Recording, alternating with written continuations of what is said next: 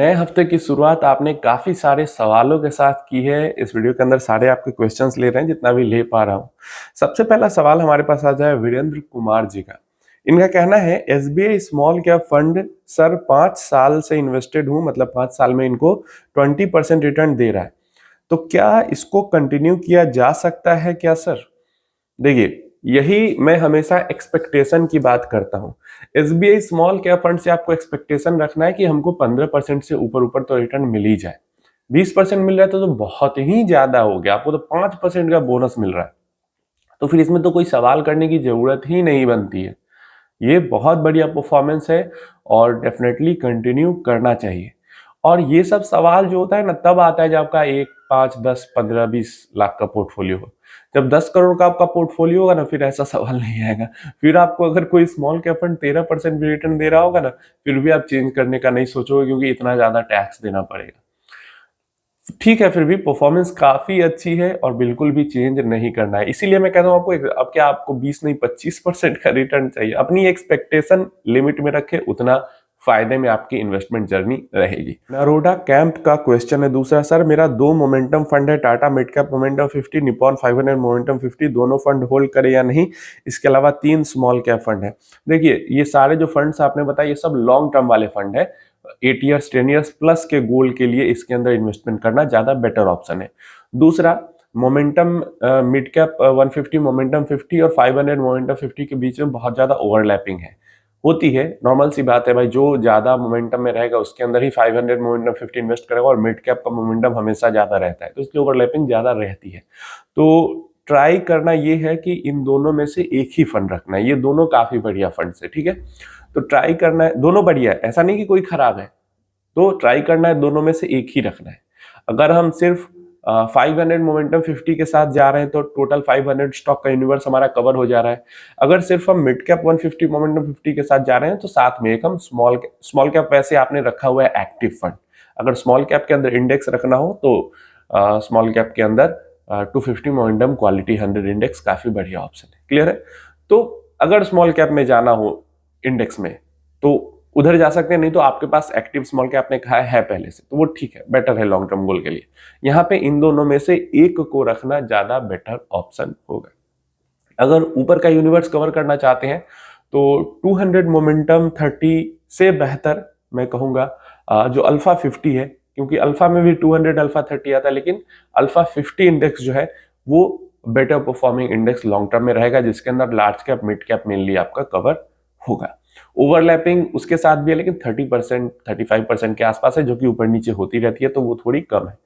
ठीक है, तो इन दोनों में से एक रखना ज्यादा बेटर ऑप्शन है इन माय ओपिनियन। चलिए, नेक्स्ट क्वेश्चन मयंक पटेल जी के, Aasu bhai can you please analyse below 2 ETF looking to know difference between below 2 ETF, DSP Nifty 50 equal weight ETF and DSP Nifty 50 ETF। देखिए, एक आप नॉर्मल निफ्टी 50 ETF की बात कर रहे हैं, तो ये क्या हुआ, नॉर्मल निफ्टी 50 इंडेक्स को ट्रैक करेगा, और एक है आपका निफ्टी 50 इक्वल वेट ETF, तो ये ट्रैक करेगा निफ्टी 50 इक्वल वेट इंडेक्स को। अब इन दोनों इंडेक्स के अंदर अंतर क्या है? जो निफ्टी 50 इंडेक्स है वो नॉर्मल निफ्टी 50 है। क्लियर है? निफ्टी 50 के अंदर में आप जैसे 50 स्टॉक का इन्वर्स हो गया, लेकिन इसका मेजॉरिटी में जो वेटेज है वो ऊपर के जो 5-10 स्टॉक हैं उन्हीं के अंदर मेजॉरिटी में वेटेज होता है। प्रॉपर्ली डिस्ट्रीब्यूटेड वेटेज नहीं होता। जो कंपनी जितनी बड़ी है उसका वेटेज इस इंडेक्स के अंदर में उतना ज्यादा हो जाता है। क्लियर है? लेकिन वहीं अगर हम निफ्टी 50 इक्वल वेटेड इंडेक्स की बात करें तो वहां पे जो 50 कंपनी है वो 50 कंपनी के बीच में जो वेटेज है वो बराबर बराबर बांटा जाता है। ऐसे में थ्योरी में अगर हम देखें या फिर प्रैक्टिकली भी यही होगा कि जो इक्वल वेटेड इंडेक्स है उसका जो परफॉर्मेंस है रिटर्न के मामले में वो बेटर होगा नॉर्मल इंडेक्स से निफ्टी 50 में, एंड जो वॉलेटिलिटी है वो भी ज्यादा होगी इक्वल वेटेड में नॉर्मल इंडेक्स से। क्यों? क्योंकि नॉर्मल इंडेक्स के अंदर लार्ज कैप कंपनी, मतलब है तो ये लार्ज कैप ही सारी, लेकिन लार्ज कैप में भी जो जाइंट कंपनीज हैं उनका एक्सपोजर ज्यादा होता है नॉर्मल निफ्टी 50 इंडेक्स में, और जो इक्वल वेटेड इंडेक्स होगा उसके अंदर जाइंट कंपनी हो, मतलब 1 नंबर की कंपनी हो या 50वें नंबर की कंपनी हो, सबका वेटेज बराबर होगा। तो इस कारण से वहां पे वॉलेटिलिटी रिटर्न ज्यादा है मिलेंगे और निफ्टी 50 में वॉलेटिलिटी रिटर्न कम मिलेंगे। लेकिन ये लार्ज कैप की बात हो रही है, तो ये सारा लार्ज कैप यूनिवर्स में ही है। उम्मीद है इंफॉर्मेशन क्लियर होगी। नेक्स्ट क्वेश्चन हमारे पास आता है संतोष जी का। Since we talk about small cap fund investing should be for more than 10 years, but I think there are very less AMC that perform consistently for that period of time. So what's your view on choosing small cap index fund, like small cap 250 index fund or micro cap 250 index fund? Which one should be right for 33 years of investor? It's actually me. Thanks for your genuineness in your video.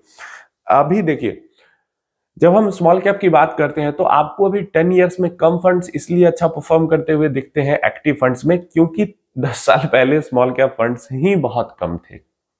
ये तो 2018 में जब सेबी ने categorisation को strict किया है तब ज्यादा स्मॉल कैप कैटेगरी में फंड लॉन्च होना शुरू हुए, नहीं तो मिड कैप फंड हो या लार्ज कैप फंड हो, ये सब बहुत ज्यादा स्मॉल कैप में कर लेते थे अपना एक्सपोजर, लेकिन अब वो सब स्ट्रिक्टली बंद हो गया 2017-18 के बाद। तो उसके बाद स्मॉल कैप फंड अलग से एसेट मैनेजमेंट कंपनी लॉन्च करने लगी। तो उससे पहले कोटक, एसबीआई, निपॉन, डीएसपी गिने चुने स्मॉल कैप फंड्स हुआ करते थे। अभी भी कुछ जो स्मॉल कैप फंड आपको पुराने दिखते हैं वो 2017-18 से पहले कोई और फंड थे, उनको जैसे आईसीआईसीआई वगैरह 2018 के बाद उनको चेंज कर दिया गया स्मॉल कैप कैटेगरी में 17-18 के टाइम में।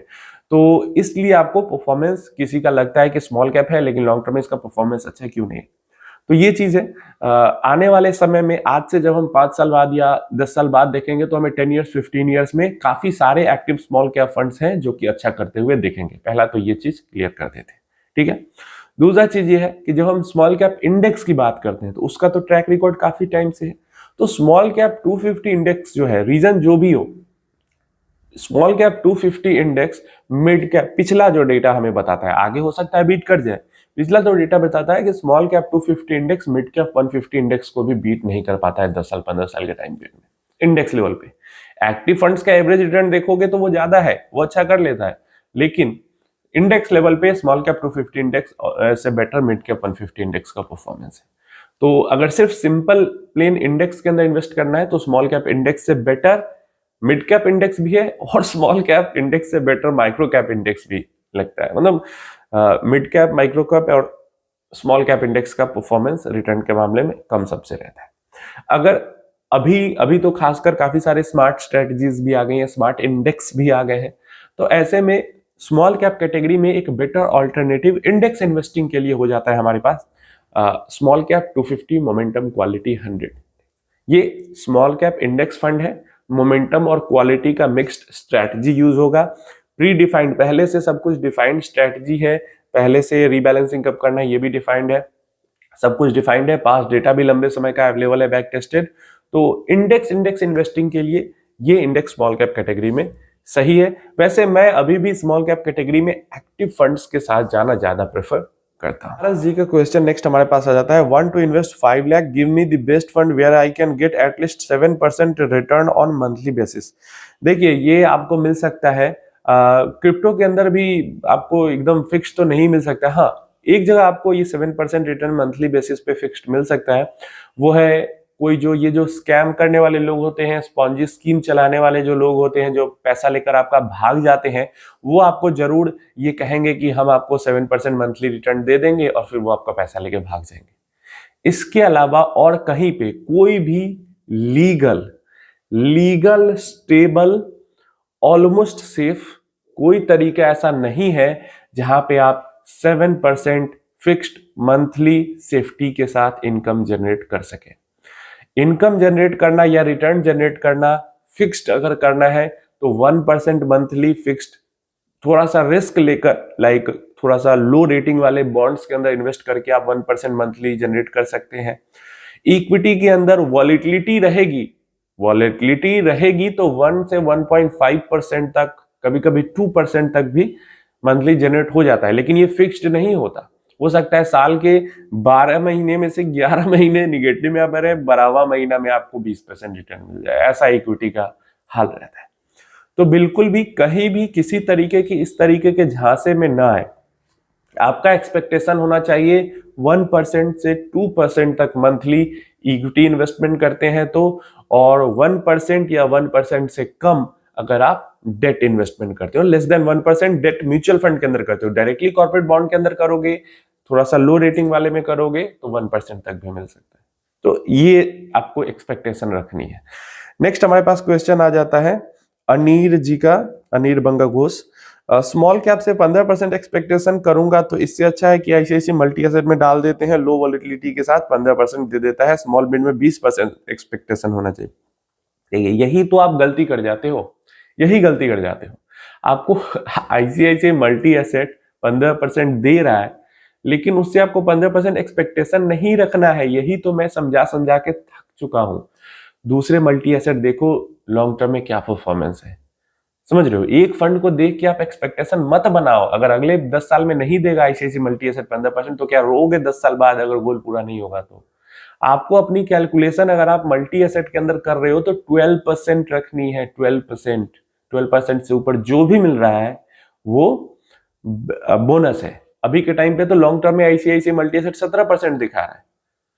सिचुएशन वैसी है, इतना तगड़ा गोल्ड सिल्वर इस सब का रैली आ गया है तो दिख रहा है।